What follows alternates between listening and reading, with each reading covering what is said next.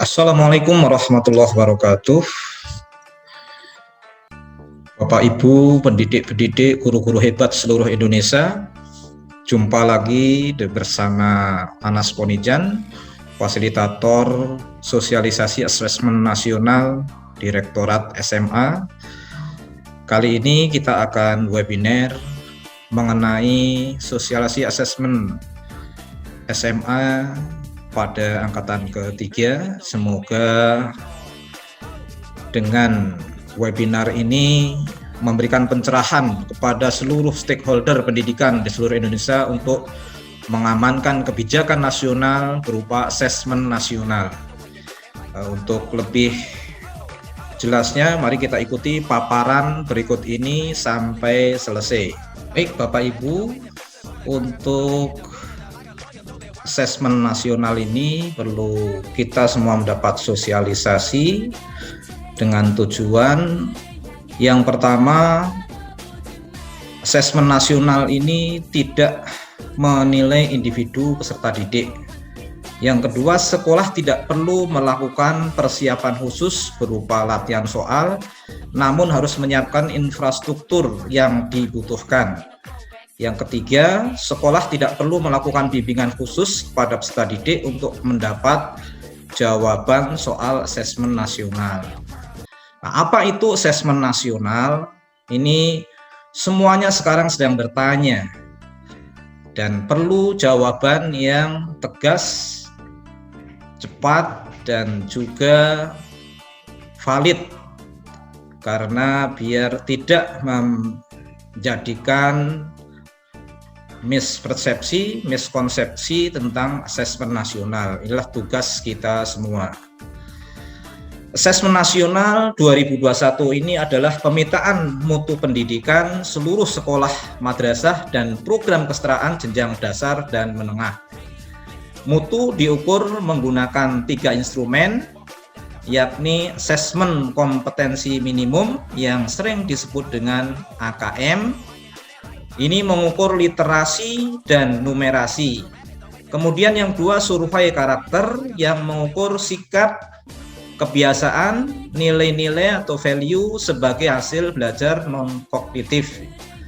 Yang ketiga, survei lingkungan belajar mengukur kualitas pembelajaran dan iklim sekolah yang menunjang pembelajaran. Apa yang diukur dalam asesmen kompetensi minimum?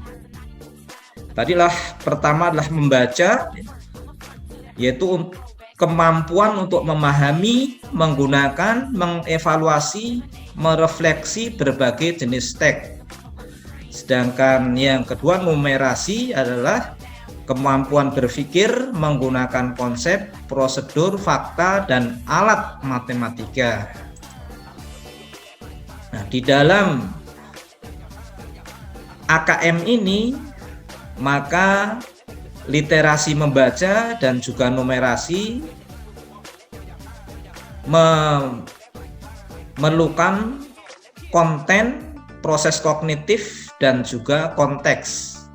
Konten ini berupa teks informasi, teks sastra pada literasi membaca. Proses kognitifnya menemukan informasi, interpretasi dan integrasi, evaluasi dan refleksi. Sedangkan konteksnya personal, sosial budaya, dan saintifik.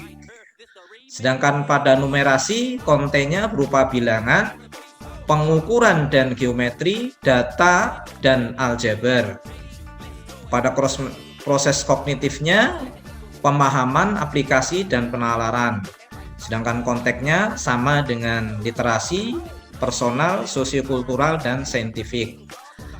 Bentuk soalnya pada AKM ini ada objektif, pilihan ganda hanya satu jawaban yang benar, pilihan ganda kompleks, menjodohkan, isian singkat, dan juga non-objektif atau esai. Kemudian yang kedua, apa yang diukur dalam survei karakter? Karakter ini merupakan gambaran ya, yang akan diukur adalah profil pelajar Pancasila dengan karakter beriman, bertakwa kepada Tuhan Yang Maha Esa dan berakhlak mulia, mandiri, bernalar kritis, kreatif, bergotong royong, dan berkebinekaan global. Sehingga anak-anak mampu mengkolaborasi karakter ini dalam satu profil pelajar Indonesia. Kemudian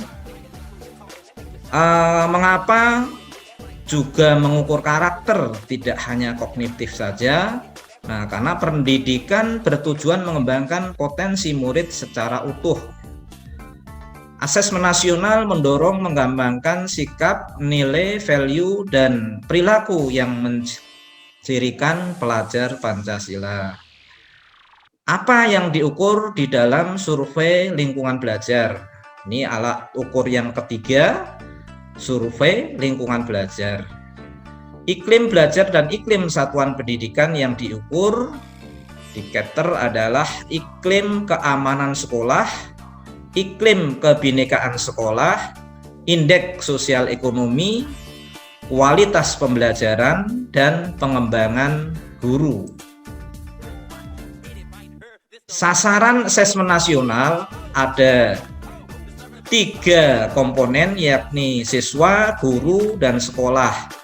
Untuk siswa mengikuti seluruh instrumen, mengerjakan seluruh instrumen, yakni AKM, survei karakter, dan survei lingkungan belajar. Sedangkan untuk guru, seluruh guru dan kepala sekolah hanya mengikuti survei lingkungan belajar untuk mengetahui karakteristik input dan proses pembelajaran. Kemudian asesmen nasional ini diikuti tidak oleh seluruh siswa dan juga bukan siswa tingkat akhir. Pada murid SD kelas 5, SMP kelas 8, dan SMA kelas 11. Untuk siswa SD maksimal 30 murid, dan untuk SMP, SMA, dan SMK maksimal 45 murid yang akan dipilih secara acak oleh Kemendikbud untuk menjadi responden. Tes dan kuesioner murid diadministrasikan menggunakan komputer dalam kondisi terawasi atau ada proktoretnya. Kemudian untuk guru SD, SMP, dan SMA semuanya menjadi responden. Namun untuk mengurangi beban administrasi guru diberi waktu 2 minggu untuk mengisi kuesionernya. Pengisian kuesionernya dilakukan secara daring tanpa pengawasan alias mandiri. Demikian juga untuk unsur kepala sekolah baik SD, SMP maupun SMA semuanya menjadi responden. Sama dengan guru, kepala sekolah juga diberi waktu 2 minggu dan pengisiannya tanpa pengawasan alias mandiri juga. Kemudian apa tujuan asesmen nasional? Goalnya seperti apa? Yang pertama, asesmen untuk meningkatkan mutu pendidikan. Asesmen nasional dilakukan untuk mengevaluasi kinerja satuan pendidikan dan sekaligus menghasilkan informasi untuk perbaikan kualitas belajar mengajar yang kemudian diharapkan berdampak pada karakter dan kompetensi siswa. Asesmen nasional sebagai petunjuk arah tujuan praktek pembelajaran. Di sini asesmen nasional menunjukkan apa yang seharusnya menjadi tujuan utama sekolah, yakni pengembangan karakter dan kompetensi siswa. Hal ini diharapkan dapat mendorong sekolah dan dinas pendidikan untuk memfokuskan sumber daya pada perbaikan mutu pembelajaran. Kemudian yang ketiga, asesmen nasional memberi gambaran tentang karakteristik esensial sebuah sekolah yang efektif.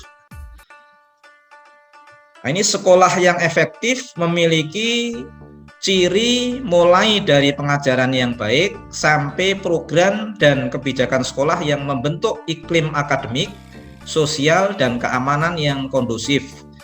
sehingga membantu sekolah lebih memahami apa yang perlu dilakukan untuk meningkatkan mutu pembelajaran. Yang keempat, asesmen nasional untuk memotret mutu sekolah.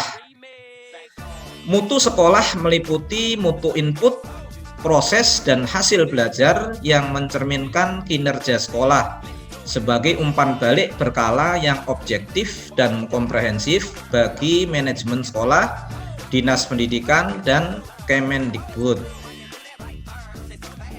Kemudian berikutnya pelaksanaan asesmen nasional. Pelaksanaan asesmen nasional di sini Kemendikbud bekerja sama dengan Dinas Pendidikan dan Kanwil dan Kantor Kemenak. Asesmen nasional dilaksanakan menggunakan komputer dan secara daring atau dalam jaringan. Murid mengerjakan pada sesi dengan jadwal yang ditentukan dan dengan diawasi. Guru dan kepala sekolah mengerjakan survei secara mandiri dengan periode waktu yang cukup panjang. Koordinasi yang diperlukan, yang pertama pemetaan dan penyiapan komputer dan sarana pendukung, pemetaan sekolah secara spasial untuk sharing resources, dan yang ketiga penyiapan teknisi TIK terutama untuk jenjang SD. Karena kalau SMP dan SMA sarananya pasti sebagian besar sudah siap karena sudah melaksanakan UNBK setiap tahunnya. Kemudian ini dari sisi peserta pelaksanaan dan pelaporannya tadi sudah disampaikan. Untuk peserta SD kelas 5 maksimum 30 per sekolah, SMP kelas 8 maksimum 45 per sekolah, SMA SMK dan MA maksimum 45 per sekolah. Kelas 11 materi sampai kelas 10. Rencana pelaksanaannya Maret 2021 untuk SMP, SMA, dan SMK, sedangkan SD Agustus 2021. Pelaksanaannya berbasis komputer dengan adaptive test. Soal yang ditempuh akan tergantung dari performa pada soal awal. Setiap peserta ini mengerjakan satu tes literasi membaca, tes numerasi, survei karakter, dan survei lingkungan belajar yang dikerjakan dalam waktu 2 hari. Untuk pelaporannya tidak untuk individual siswa.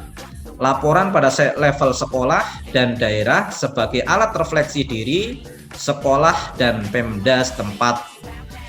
Sekali lagi tidak untuk meranking sekolah. Alokasi waktu untuk jenjang SD, hari pertama mengikuti tes literasi selama 75 menit dan survei karakter selama 20 menit.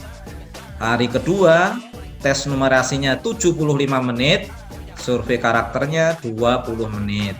Untuk SMA, SMP, SMA, dan SMK, tes literasinya 90 menit untuk hari pertama dan survei karakternya 30 menit. Jadi lebih lama sedikit.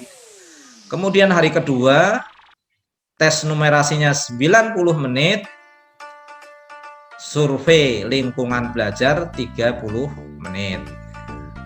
Nah, ini rancangan jadwal pelaksanaan asesmen nasional untuk kelas 11 SMA diperkirakan bulan Maret pekan pertama, dilanjutkan pekan keduanya kelas 11 SMK, pekan ketiganya kelas 8 SMP, pekan keempatnya paket C, kemudian April minggu pertama paket A dan paket B. Nah, ini kemudian April sampai Mei puasa, dan untuk tingkat kelas 5 SD atau MI dilaksanakan di bulan Agustus. Nah, berikutnya adalah hasil asesmen nasional. Hasil asesmen nasional 2021 tidak digunakan untuk menilai prestasi murid ataupun kinerja guru dan sekolah. Laporan hasil asesmen nasional 2021 diberikan kepada guru dan sekolah sebagai alat ukur untuk melakukan evaluasi diri dan perbaikan pembelajaran. Kemudian murid, orang tua, guru, dan sekolah tidak perlu cemas. Nah, ini ditebalkan, tidak perlu cemas dan tidak perlu melakukan persiapan khusus untuk menghadapi asesmen nasional. Yang kedua, ujian penyetaraan. Khusus untuk program pendidikan kesetaraan, asesmen nasional memiliki fungsi ganda, yaitu sebagai alat pemetaan mutu dan ujian penyetaraan hasil belajar bagi peserta didik yang memerlukan.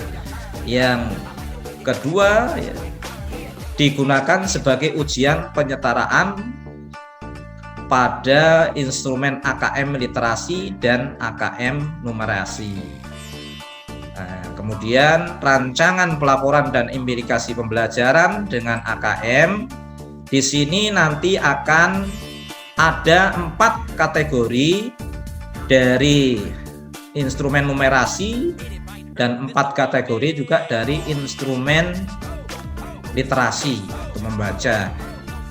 Yang pertama, ini yang bertanda merah, perlu intervensi khusus. Ini tingkat yang paling rendah. Kemudian minimal atau dasar. Kemudian selanjutnya baik atau cakap. Yang tertinggi adalah mahir. Ini kalau dalam indeks huruf biasa disebut, ini sini D intervensi khusus, C minimal atau dasar, B baik atau cakap, dan A tingkat mahir. Yang nanti sekolah akan mendapatkan laporan persentase dari sampel yang mengerjakan asesmen nasional. Nah, ini sebagai contoh nanti akan mendapat laporan nih tingkat sekolah, tingkat nasional maupun tingkat kabupaten kota. Berapa persentase skor yang dihasilkan oleh satuan pendidikan. Ini untuk memetakan kompetensi yang dimiliki oleh peserta didik. Tingkat literasi membaca, tadi ada perlu intervensi khusus, yaitu peserta didik belum mampu menemukan dan mengambil informasi eksplisit yang ada di dalam teks maupun membuat interpretasi sederhana. Sedangkan dasar atau minimal, maka peserta didik mampu menemukan dan mengambil informasi eksplisit yang ada dalam teks serta membuat interpretasi sederhana. Kemudian dikatakan cakap atau baik, maka peserta didik mampu membuat interpretasi dan informasi implisit yang ada di dalam teks, mampu membuat simpulan dari hasil integrasi beberapa informasi dalam suatu teks. Sedangkan tingkat mahir, peserta didik mampu menginterpretasikan beberapa informasi lintas teks, mengevaluasi isi, kualitas, cara penulisan suatu teks, dan bersikap reflektif terhadap isi teks. Sedangkan untuk level dari kompetensi numerasi pada kategori perlu intervensi khusus, maka peserta didik hanya memiliki pengetahuan matematika yang terbatas. Peserta didik menunjukkan penguasaan konsep yang parsial dan keterampilan komputasi yang terbatas. Pada kategori dasar, berarti peserta didik memiliki keterampilan dasar matematika, komputasi dasar dalam bentuk persamaan langsung, konsep dasar terkait geometri dan statistika, serta menyelesaikan masalah matematika sederhana yang rutin atau dalam kehidupan sehari-hari. Sedangkan kategori cakap atau baik, maka peserta didik mampu mengaplikasikan pengetahuan matematika yang dimiliki dalam konteks yang lebih beragam. Dan terakhir untuk kategori mahir, maka peserta didik mampu benar untuk menyelesaikan masalah kompleks serta non-rutin berdasarkan konsep matematika yang dimilikinya.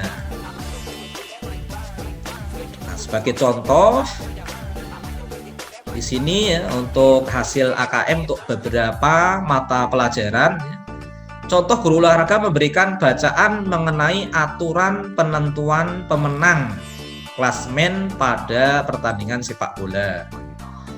Untuk tingkat perlu intervensi khusus, maka siswa hanya memiliki pengetahuan matematika yang terbatas. Siswa menunjukkan penguasaan konsep yang parsial dan keterampilan komputasi yang terbatas. Di sini siswa diberikan beberapa contoh hasil yang lengkap. Kemudian siswa diminta menjabarkan nilai setiap tim dalam satu grup dan menentukan pemenangnya. Sedangkan tingkat dasar atau minimal, maka siswa diberikan contoh hasil pertandingan satu grup yang rumpang dan kondisi pemenang. Siswa diminta menjabarkan kemungkinan hasil pertandingan yang rumpang tersebut. Pada kategori cakap atau baik, siswa diberikan hasil pertandingan dua grup yang rumpang serta kondisi pertandingan babak selanjutnya. Siswa diminta menjabarkan kemungkinan hasil pertandingan yang rumpang, jadi semakin kompleks. Kemudian pada kategori mahir, di mana siswa sudah mampu bernalar dan menyelesaikan masalah kompleks, maka siswa diminta mengestimasi kemungkinan pemenang di babak selanjutnya berdasarkan hasil pertandingan 4 grup di babak sebelumnya. Ini merupakan analisa pertandingan. Nah, ini berikutnya contoh untuk guru fisika. Juga nih kalau kita lihat antara perlu intervensi khusus, minimal, dasar, baik atau cakap dan mahir, ini mengalami kenaikan kompetensi. Nah, pada perlu intervensi khusus, misalnya siswa didampingi mulai dari pencatatan data dan dilakukan diskusi untuk memvalidasi hasil pencatatan data. Validasi ini dapat dilakukan dalam bentuk diskusi dengan teman yang kompetensi numerasinya baik ataupun mahir yang memiliki kategori di atasnya. Pada tingkat dasar, siswa diberikan contoh-contoh cara menyajikan data untuk menuangkan data hasil catatannya ke dalam bentuk penyajian yang tepat dan akurat. Interpretasi holistik mengenai data sebelum menarik kesimpulan dilakukan dalam diskusi bersama. Kemudian pada kategori cakap, siswa selain menginterpretasi data hasil catatannya, diminta pula membandingkan datanya dengan data kelompok lainnya, kemudian membuat simpulan umum hasil penelitian dalam satu kelas. Siswa dibimbing dalam menjustifikasi data yang sifatnya anomali atau aneh. Kemudian pada sifat atau kategori mahir, maka siswa diminta membandingkan data dirinya, data kelompok lainnya, dan data dari jurnal ilmiah yang relevan, kemudian membuat generalisasi hasil percobaan yang dilakukan dengan menyandingkan beragam data. Ini semakin kompleks. Kemudian bagaimana rancangan tindak lanjut hasil asesmen nasional? Di sini rancangan tindak lanjutnya nanti di bulan Juli akan dilakukan diseminasi hasil asesmen untuk tingkat SMP, SMA maupun SMK. Pada bulan Agustus dilakukan pendampingan satuan pendidikan memaknai hasil dari asesmen nasionalnya untuk tingkat SMP, SMA maupun SMK. Kemudian pada bulan dilanjutkan ya, Agustus November ini penguatan satuan pendidikan merancang RTL ya, atau program tindak lanjutnya. Kemudian di bulan Desember ada Monef program tindak lanjutnya. Sementara untuk tingkat SD karena pelaksanaannya bulan Agustus, maka bulan Desember baru dilakukan diseminasi hasil. Kemudian bulan Desembernya ini pendampingan satuan pendidikan memaknai hasil. Bulan Januari sampai April penguatan satuan pendidikan merancang program tindak lanjut ini untuk SD dan bulan April sampai Mei Monef program tindak lanjut tingkat SD. Nah, demikianlah sosialisasi asesmen nasional tingkat SD, SMP, dan SMA. Semoga kita dapat menjalankan dan sebagai subjek untuk asesmen nasional ini berkolaborasi dengan seluruh stakeholder pendidikan yang ada di Indonesia untuk sukses dan keberhasilan mutu pendidikan Indonesia melalui asesmen nasional. Demikianlah yang dapat kami paparkan. Terima kasih atas segala atensinya. Wassalamualaikum warahmatullahi wabarakatuh.